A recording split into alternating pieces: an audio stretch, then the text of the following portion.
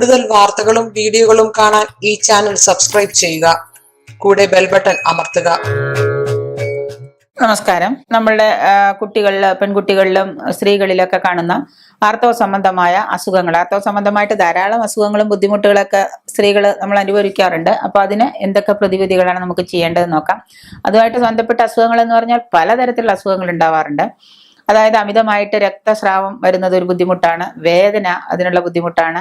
പിന്നെ അതുപോലെ തന്നെ പെൺകുട്ടികൾക്ക് അത് ഉപയോഗിച്ച് കഴിയുമ്പോൾ പാഡും തുണികളൊക്കെ ഉപയോഗിച്ച് കഴിയുമ്പോൾ ഉണ്ടാകുന്ന ബുദ്ധിമുട്ടുകൾ, ഇങ്ങനെയുള്ള കാര്യങ്ങളൊക്കെ കീഴാർ നെല്ലി സമൂലം അരച്ചെടുത്തിട്ട് അരിക്കാടിയിൽ കലക്കി 2 നേരം കഴിക്കുക.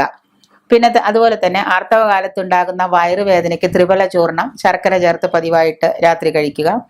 എള്ളും ശർക്കരയും പതിവായിട്ട് കഴിക്കുന്നത് ആർത്തവ സംബന്ധമായ അസുഖങ്ങൾക്കൊരു നല്ല ഔഷധമാണ്. അശോക വൃക്ഷത്തിന്റെ തൊലിയിട്ട് കഷായം തിളപ്പിച്ച് കഷായം സമം പാൽ ചേർത്ത് കുറുക്കി പഞ്ചസാര ചേർത്ത് സ്ത്രീകൾ 40 ദിവസം കഴിച്ചാൽ എല്ലാ ആർത്തവ ദോഷങ്ങളും മാറിക്കിട്ടും. 40 ദിവസമാണ് അതിൻ്റെ ഡ്യൂറേഷൻ.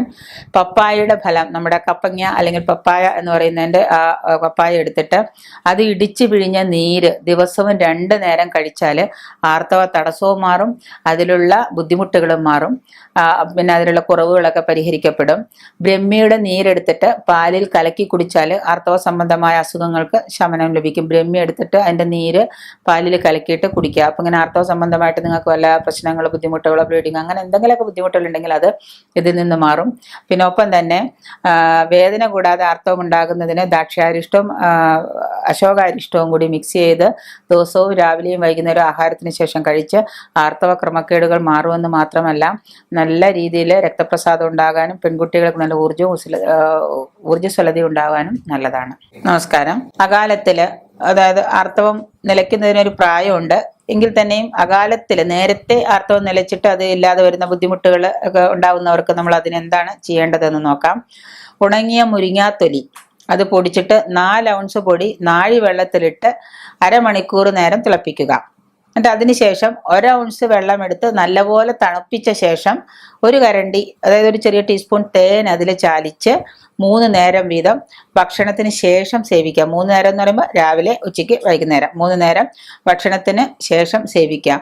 അപ്പോൾ എങ്ങനെ ചെയ്തു കഴിഞ്ഞാൽ എത്ര ദിവസം എന്ന് ചോദിച്ചാൽ 21 ദിവസം ചെയ്യാം, 41 ദിവസം ചെയ്യാം.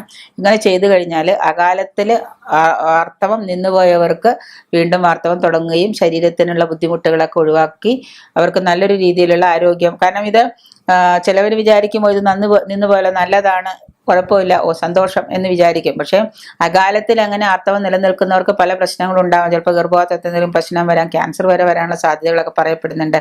അപ്പോൾ അത് നമ്മൾക്ക് പ്രകൃതി വിചരിക്കുന്ന കാര്യമായതുകൊണ്ട് അത് നടക്കുന്ന സമയത്തും വരെ നടക്കട്ടെ എന്ന് വിചാരിക്കും. അത് എന്തെങ്കിലും കാരണങ്ങൾ കൊണ്ടാണ് ഇങ്ങനെ നിന്നു പോയിട്ടുള്ളതെങ്കിൽ ഈ പറയുന്ന ചെറു ഉപാധികളൊക്കെ ചെയ്തു കഴിഞ്ഞാൽ അത് തുടർച്ചയായിട്ട് വരികയും നമ്മുടെ ശരീരത്തിലുണ്ടാകുന്ന പ്രശ്നങ്ങൾ, ശരീരത്തിലുണ്ടാകുന്ന ബുദ്ധിമുട്ടുകളൊക്കെ ഒഴിവാക്കാനും സാധിക്കും.